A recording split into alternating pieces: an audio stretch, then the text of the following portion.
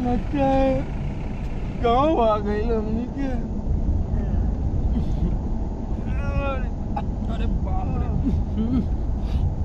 Driver साहब, ये मोड़ जरा तेजी से खींच लीजिए, नहीं तो नाक सड़ जाएगा। नाक सड़ेगी नहीं। अरे नई बहू के आगे नाक कट गई। चुप रहो।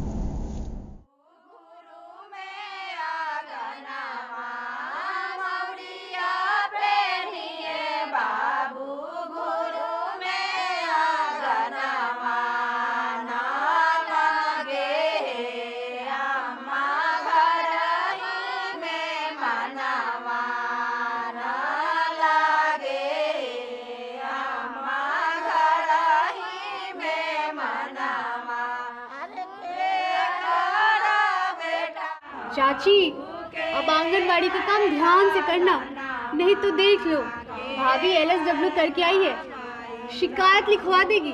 अरे बेटी, मेरे अकेले से क्या होता है, जिम्मेदारी तो सबकी है ना। लेकिन इस गांव में कोई किसी की सुनता है क्या?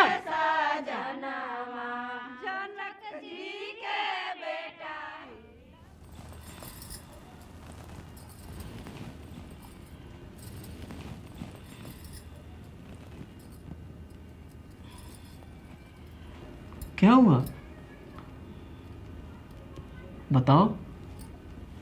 हम शादी के बाद तुरंत बच्चा नहीं चाहते हैं।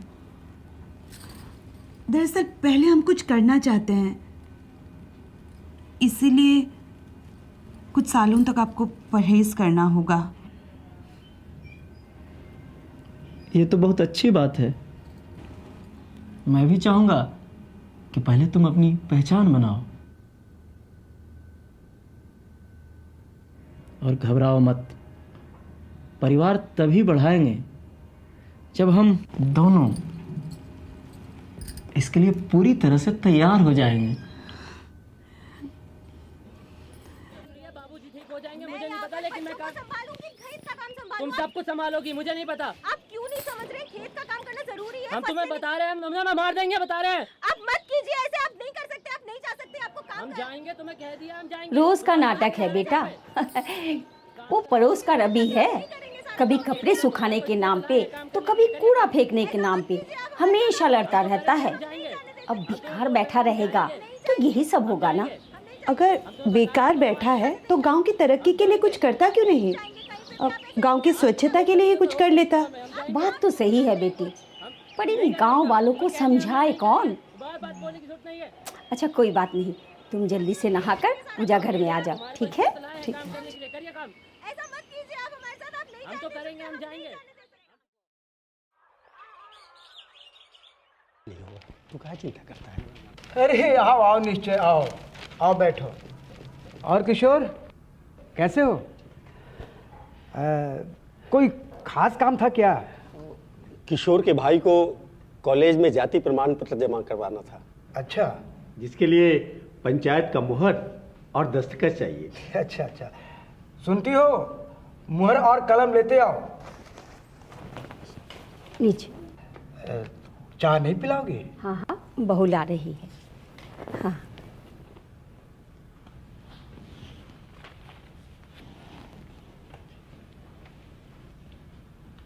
लीजिए, चाय पीजिए।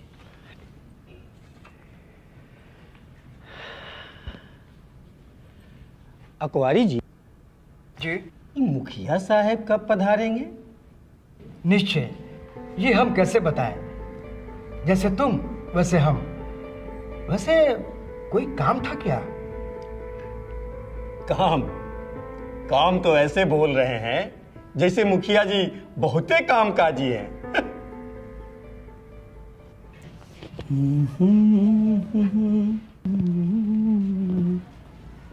छुट्टी बढ़ नहीं सकती? 2 दिन और रुक जाओ। हम कैसे रहेंगे आपके बिना? हमें भी साथ ले चलिए ना।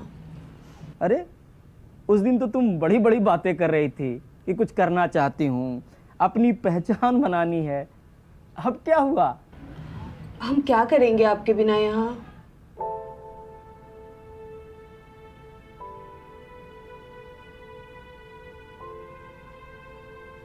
देखो सुरैया, अब ये गांव तुम्हारा भी है, और जहां तक मैं इस गांव को समझता हूँ, इस गांव को तुम्हारी बहुत ज़रूरत है। हो सके तो बाबूजी की ही मदद कर देना।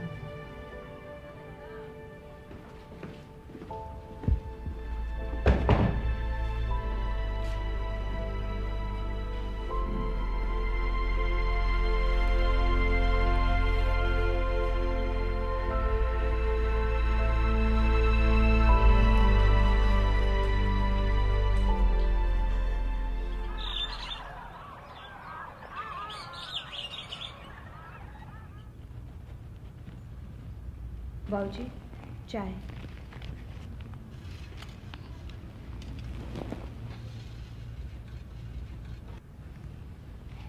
बेटा जी। जल्दी से तैयार हो जाओ, आज हम तुम्हें अपना गांव दिखाते हैं।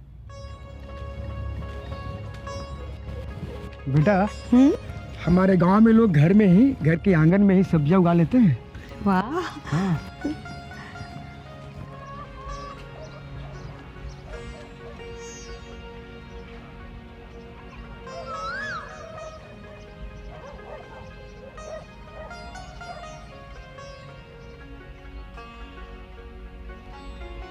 बाबूजी, ये आंगनवाड़ी क्यों बंद है? बेटा वो छत का काम चल रहा है।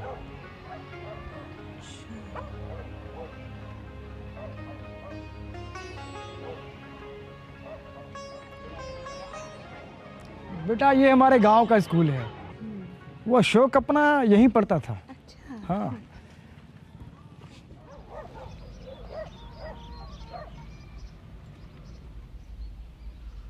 मनोज बाबू उठिए, क्लास का टाइम हो गया है। अरे अखबारी चाचा, कैसे आ रहा हूँ? अरे ये तो आपकी बहू है ना? आइए आइए बैठिए। जी कहिए। मास्टर जी, स्कूल में बहुत कम बच्चे दिख रहे हैं। बेटा बच्चे देखना है तो मध्याह्न भोजन के समय देखना है, और टीचर्स देखना है तो इंस्पेक्शन वाले दिन। इसीलिए 5वीं क्लास के बच्चे को आ भी नहीं आता ढंग से। अरे तो हम समझा ही ना सकते हैं, बच्चे को गोद में उठा के नहीं ना ले आएंगे। और टीचर्स मास्टर जी, वो कहाँ है? देखो बेटा, टीचर्स गलत हैं, लेकिन अब 2-1 बच्चे क्लास में आएंगे तो कौन टीचर पढ़ाएगा? और स्टैंडिंग कमेटी? Standing committee? हाँ मास्टर जी, स्टैंडिंग कमेटी। ये उनका काम है कि निगरानी रखें कि बच्चे स्कूल आ रहे हैं या नहीं, पढ़ाई कैसे चल रही है, टीचर्स आते हैं या नहीं, मध्याह्न भोजन की सेवा कैसे चल रही है। ये सब बातों की बात है, सच्चाई तो तुम देख ही रही हो। अखबारी चाचा प्रणाम। प्रणाम प्रणाम। कहो बुलेटिन। चाचा कहाँ थे? कब से आपको खोज रहे हैं। बहू को गांव दिखाने गए थे। ओ। कोई काम था क्या? हाँ चाचा, कुछ काम है। आओ बुलेटिन, बैठो। हाँ बोलो। चाचा मुखिया जी साइन कराए हैं 50 दिन के काम के कागज पर, अब पैसा बोले हैं 20 दिन के मिलेगा। बैंक कार्ड भी जमा करवा लिए हैं, लेने जाओ तो 10 कम बता देते हैं। हम कौन उनका नौकर हैं बताइए। बेकार बात मत करो, मुखिया झुकाने दो, तुम्हारे पैसे की बात हम करेंगे। हमारे हैं क्यों चाचा, 70 मजदूर और भी काम किए हैं। चलिए चलते हैं। प्रणाम चाचा। प्रणाम। आप कुछ करते क्यों नहीं बाबूजी?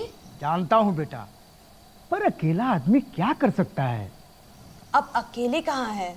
आप पूरे वार्ड के प्रतिनिधि हैं। आप अपनी बात ग्राम सभा में रख के तो देखिए। ग्राम सभा? कैसी ग्राम सभा? मुखिया जी के लटकन झटकन आ जाते हैं, बस होगी ग्राम सभा। बाबूजी, ग्राम पंचायत किसी एक आदमी के लिए नहीं है, ये पूरे गांव वालों के लिए है। ऐसा कब तक चलेगा? अगर गांव को बदलना है तो गांव वालों को पंचायत और उसके नियम कानून को समझना पड़ेगा। ताकि ज्यादा से ज्यादा लोग इसमें भाग ले सके और अपना और इस गांव का भविष्य बदल सके।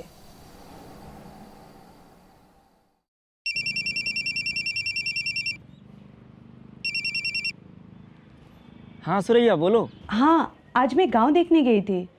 कैसा लगा? गांव का तो बहुत बुरा हाल है, ना पंचायत का ठिकाना और ना ही किसी के पास किसी प्रकार की जानकारी। तुमने किसी को कुछ समझाया? मैं क्या समझाती, बाबूजी साथ में थे। तो उससे क्या हुआ? किसी की मदद करने में कैसे शर्म? तुम जिस तरह अपने गांव में जागरूक थी, लोगों की मदद करती थी, यहाँ भी वही करो। और याद रखो सुरैया, अब ये गांव तुम्हारा भी है। चलो ठीक है, अब रखता हूँ। ठीक है। अब लगता है इस गांव को जगाने के लिए मुझे ही कुछ करना होगा। मुझे तुरंत इस काम में लग जाना चाहिए। ग्राम सभा पंचायती राज का वो हिस्सा है जिससे हम मतदाताओं को अपने गांव के संचालन और विकास का अधिकार मिलता है। ये हम मतदाताओं की सभा है जहां हम अपने गांव की समस्याओं को पहचानने की कोशिश करते हैं और फिर आपसे विचार करके इन समस्याओं से निपटने की योजना बनाते हैं और उसे ग्राम पंचायत द्वारा लागू करते हैं। इन योजना को अमल में लाने के लिए ग्राम सभा की सहमति जरूरी है। इतना ही नहीं, पंचायत का हर फैसला ग्राम सभा की सहमति से ही पारित होता है और उन फैसलों को खारिज भी सिर्फ ग्राम सभा ही कर सकती है। याद रहे, पंचायत ग्राम सभा के फैसलों को अमल करने के लिए कर्मबद्ध है। और तो और पंचायत को हर पैसों का हिसाब ग्राम सभा को देना पड़ता है। ग्राम सभा हमारे जरूरतों के अनुसार मुखिया जी से बात करके कभी भी बुलाई जा सकती है। ग्राम सभा के माध्यम से हम कौशल विकास और स्वयं सहायता समूह का गठन कर अपनी बहनों को आर्थिक रूप से सहयोग कर सकते हैं। इतना ही नहीं, आंगनबाड़ी के चालू रहने से हमारे बच्चों को सही समय पर टीकाकरण, महिलाओं की स्वास्थ्य की जानकारी और जरूरतमंदों को टेक होम राशन की सुविधा भी मिलने लगेगी। दीदी, नशा करने वाले मर्द का कोई इलाज है सभा के पास? हाँ, उसी पे आती हूँ। जो बहन घरेलू कलह या अपने पति के नशे की आदतों से परेशान है, उनके मदद के लिए भी ग्राम सभा में बात रखी जा सकती है। तो बहनों, ये सब हमारे हाथ में है, लेकिन इसके लिए जरूरी है कि हम ग्राम सभा का हिस्सा बने और हर उन मुद्दों पर जो हमें प्रभावित करते हैं अपनी राय साझा करें। पंचायत की जरूरतों को ध्यान में रखते हुए ग्राम पंचायत के अंतर्गत 6 स्थायी समिति का गठन होता है। सबसे पहले है योजना, समन्वय एवं वित्त समिति। पंचायत में क्या काम होगा, कैसे होगा, प्रशासनिक सहायता और पैसों का हिसाब किताब रखना इस समिति की जिम्मेदारी होती है। ओह, तो सारा घपला यहीं से होता है? घपला कैसे होगा भैया? समिति ग्राम सभा को सारा हिसाब देगी। अगर ग्राम सभा में पूरी जिम्मेदारी से हिस्सा लिया जाए तो घपले का तो कोई सवाल ही नहीं उठता।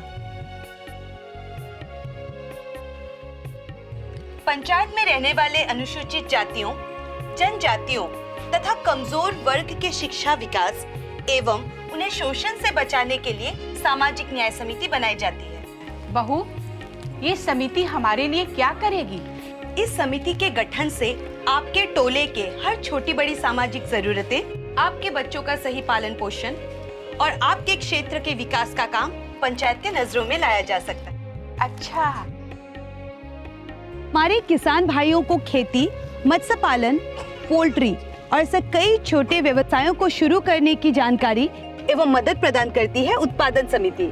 ये सब चालू हो जाए तो हम किसानों के तो भाग खुल जाएंगे बेटा, पर ये सब होगा कैसे? ये समिति गांव की जरूरतों और परिस्थितियों को देखकर पंचायत को अपना सुझाव देती है, जिसे ग्राम पंचायत अपनी वार्षिक योजना में शामिल करता है। गांव के सही विकास के लिए सबसे ज्यादा जरूरी है शिक्षा, और वो भार दिया जाता है शिक्षा समिति को। बात तो तुम्हारी सही है सूर्या बेटी। अगर शिक्षा समिति होगी तभी सारे टीचर्स पर नजर रखी जा सकती है और बच्चों के परिवार से मिलकर उन्हें स्कूल भेजने के लिए प्रोत्साहित किया जा सकता है।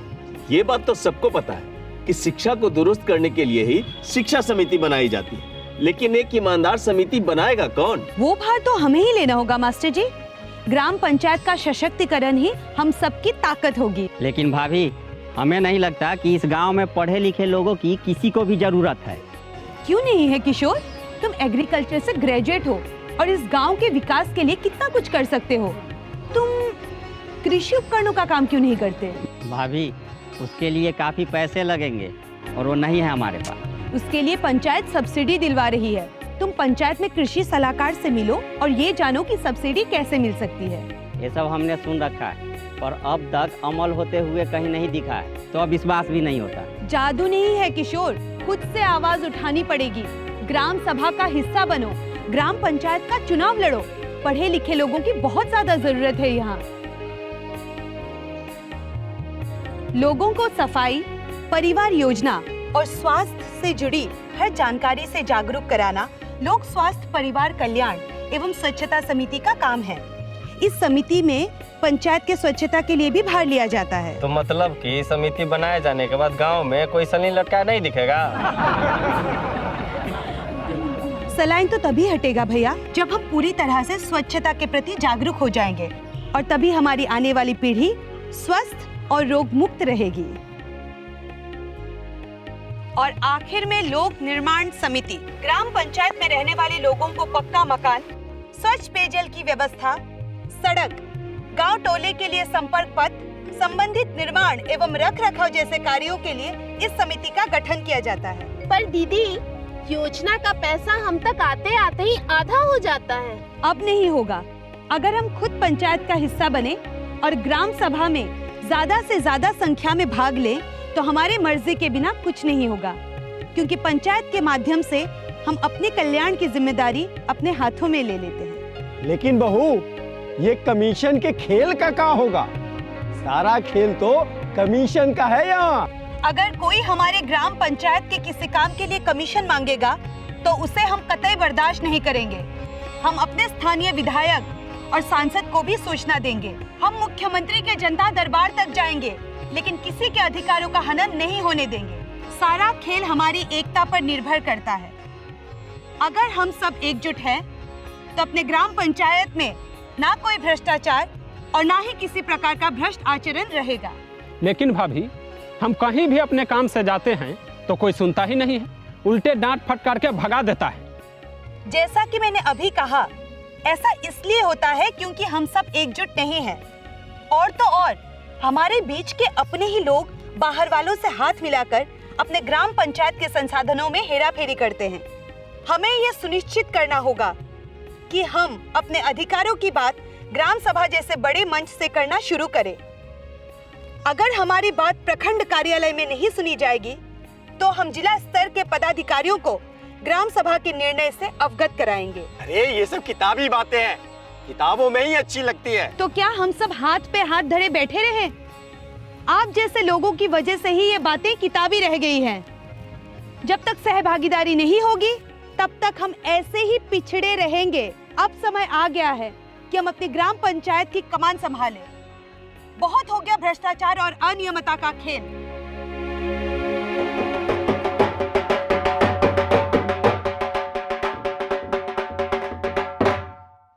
गणतंत्र दिवस यानी 26 जनवरी के शुभ अवसर पर मुखिया जी ने ग्राम सभा बुलाए हैं। आप सभी को आमंत्रित किया गया है।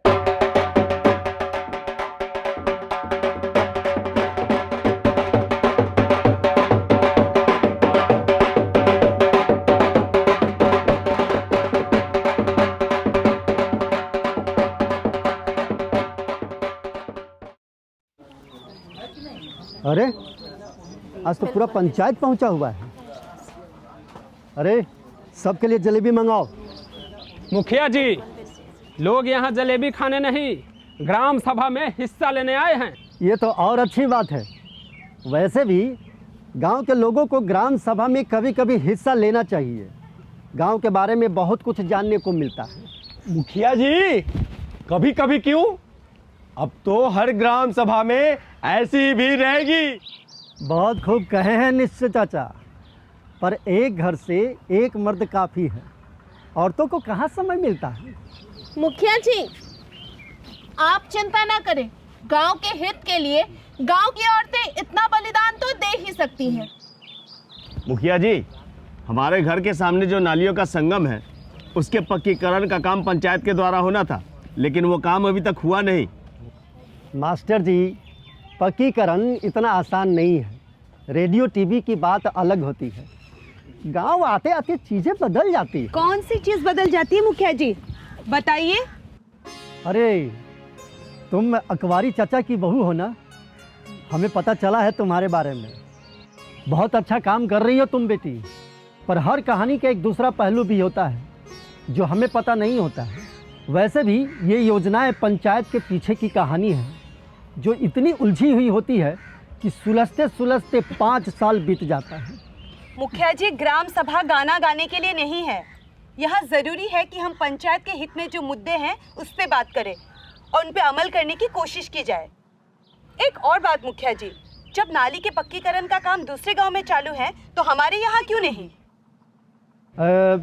तुम कभी अकवारी चाचा के साथ आओ, हम तुम्हें समझाएंगे। अच्छा, अब हम इजाज़त चाहेंगे, पंचायत के कुछ ज़रूरी काम से शहर जाना है। आगे अकवारी चाचा सभा को चालू रखेंगे।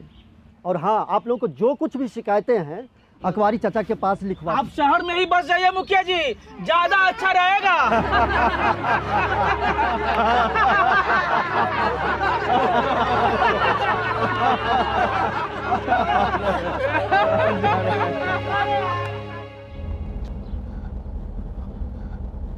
देख रहे ना मुखिया जी, हम कहे थे ना आपको, इतना बात बढ़ने ही नहीं देना चाहिए था। पागल हो गए हो क्या? हैं? सबको बोलने का अधिकार है। और तुमने नाली के पक्कीकरण का काम अभी तक चालू क्यों नहीं किया? हम तुमको कब से बोल रहे हैं, लेकिन तुम्हारे कान में जू तक नहीं रेंगती। सबके सामने कर दी ना हमारी बेइज्जती। मुखिया जी, वो जरा दूसरे काम में फंस गया था। आशीष, रिश्तेदारी का फायदा मत उठाओ, नहीं तो पंचायत से बाहर निकाल देंगे। ठीक है, हम कल से ही काम चालू करवा देते हैं।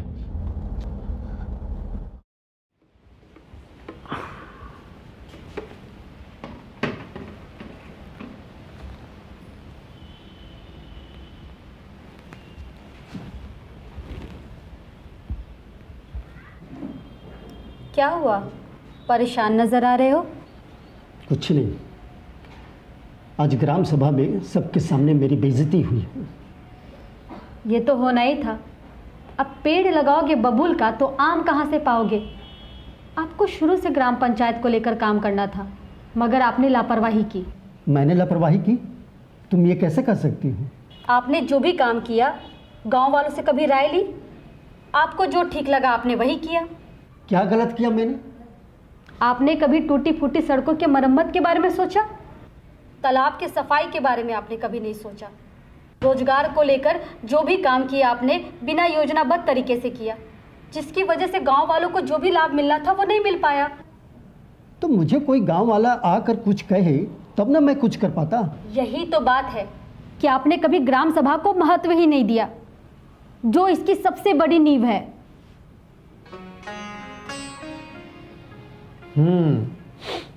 शायद तुम ठीक कह रही हो। मुझे जो सही लगा वही मैंने किया, लेकिन पंचायत का इतना ज्ञान तो मुझे भी नहीं है। अच्छा, एक बात बताओ, तुम्हें इन सब के बारे में कैसे पता चला? सुरैया की वजह से। उसने पूरे गांव को जगाया है, ग्राम पंचायत के हर एक पहलू से गांव वालों को अवगत कराया है।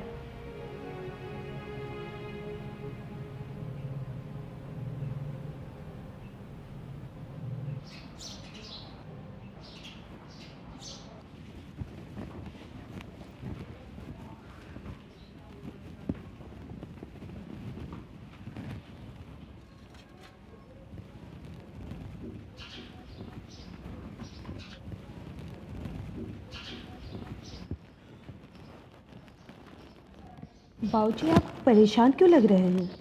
बेटा, तुम्हें आज मुखिया जी से इस तरह बात नहीं करनी चाहिए थी। पता नहीं, लोग सामने कुछ और बोलते हैं, पीठ पीछे कुछ और।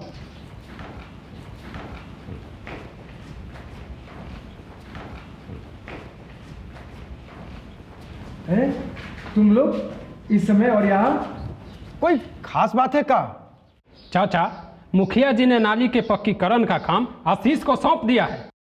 चलो ठीक ही है, काम तो शुरू हो जाएगा ना? हाँ, शुरू तो हो जाएगा अकवारी जी, पर वो खत्म कभी नहीं होगा। अरे वो बनाएगा खराब नाली। और इस सब से जो असुविधा होगी वो हम क्यों झेलें? अरे तो इसमें हम क्या कर सकते हैं? क्यों नहीं कर सकते बाबूजी? अभी हमने बस एक ही गांव को जागरूक किया तो ये हाल है। सोचिए, अगर पंचायत के बाकी बच्चे सभी गांव को जागरूक कर देते हैं तो क्या होगा? और तो और हमें आगे बढ़ के पंचायत में हिस्सा लेना चाहिए। वो कैसे बहू?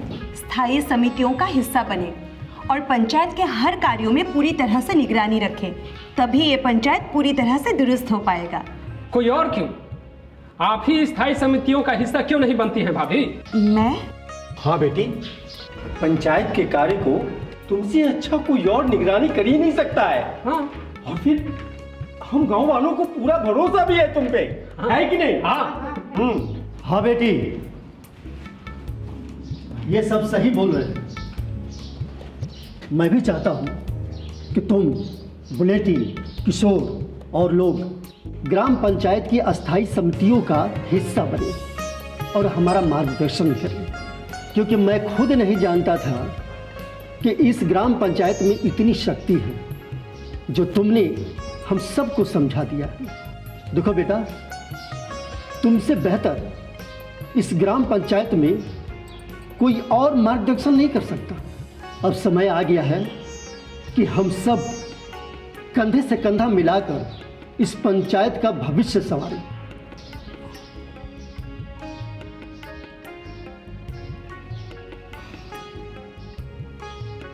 मुखिया जी, अगर आप इतनी उदारता के साथ कह रहे हैं तो मैं आपका साथ जरूर दूंगी।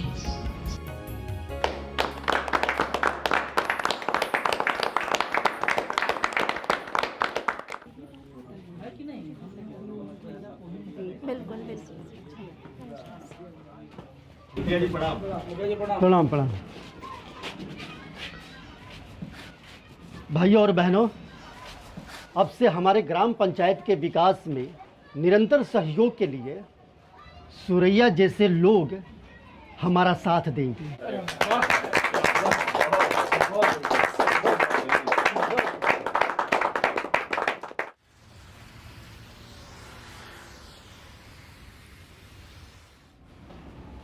प्रणाम सर।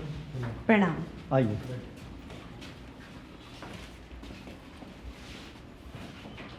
सर, हम लोगों ने अपने ग्राम पंचायत में पंचायत सरकार भवन के लिए जमीन चिन्हित कर ली है।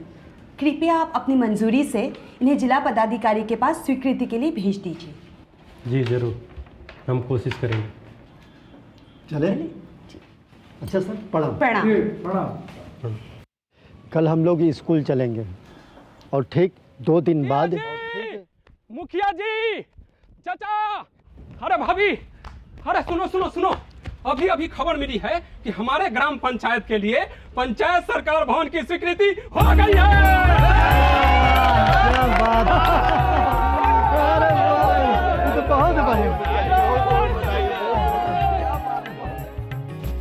अब जब हम लोग जाग गए हैं तो गांव का जगाना हमारा सबसे पहला कर्तव्य है। इसके लिए हमें अपनी ग्राम पंचायत में शिक्षा की अलख जगानी होगी और आप सबसे अनुरोध है कि ग्राम पंचायत की शिक्षा व्यवस्था को दुरुस्त करने में अपनी एड़ी चोटी लगा दें। जी बिल्कुल मुखिया।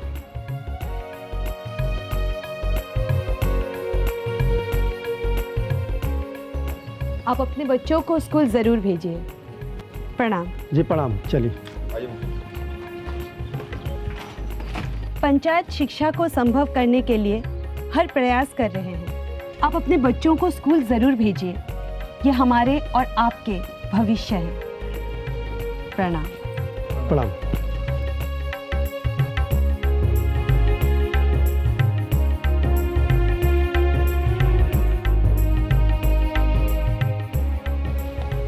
नमस्ते सर। नमस्ते। सर, ये हमारी पंचायत की शिक्षा व्यवस्था को लेकर कुछ शिकायतें हैं, देख लीजिए। अच्छा अच्छा, ठीक है, देख। ठीक है, हम इसको देख लेंगे। ठीक।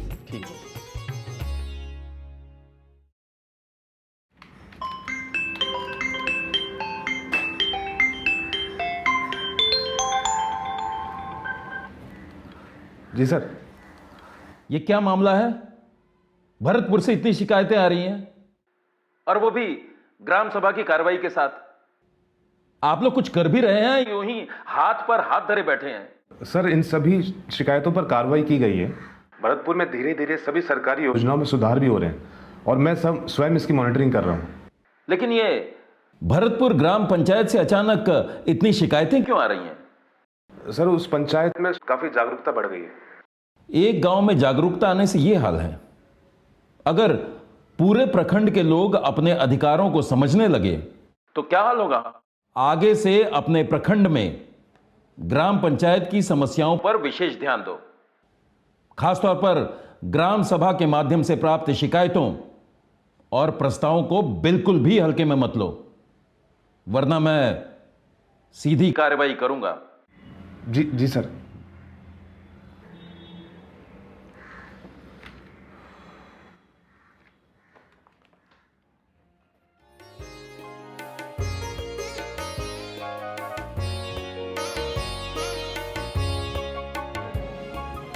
सारे बच्चे आते हैं? जी आते हैं। कितने बच्चे हैं? 40 बच्चे हैं।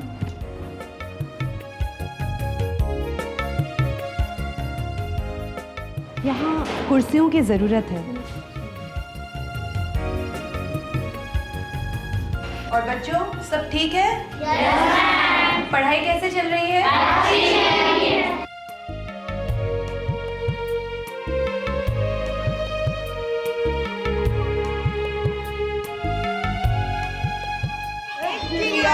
बच्चे घर से निकले पंख पसार, घर से निकले पंख पसार, पूरब से पश्चिम को जाए, पूरब से पश्चिम।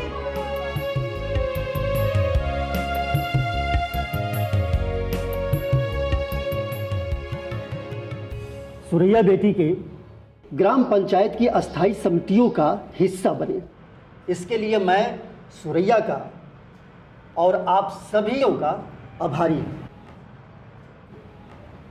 मैंने काफ़ी चिंतन करने के बाद ये तय किया है कि आने वाले इलेक्शन में इस बार सुरैया बेटी हमारी तरफ से मुखिया पद की उम्मीदवार बने।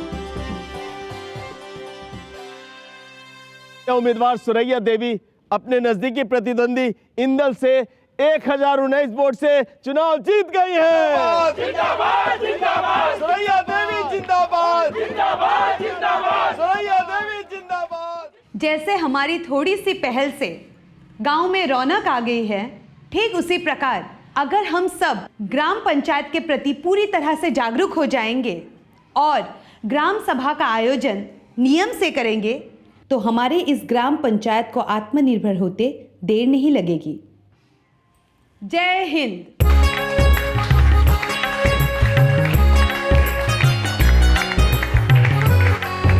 अपने कर्तव्यों के प्रति सजग जनता और जनप्रतिनिधियों की वजह से भरतपुर ग्राम पंचायत को नानाजी देशमुख राष्ट्रीय ग्राम गौरव पुरस्कार से सम्मानित किया गया।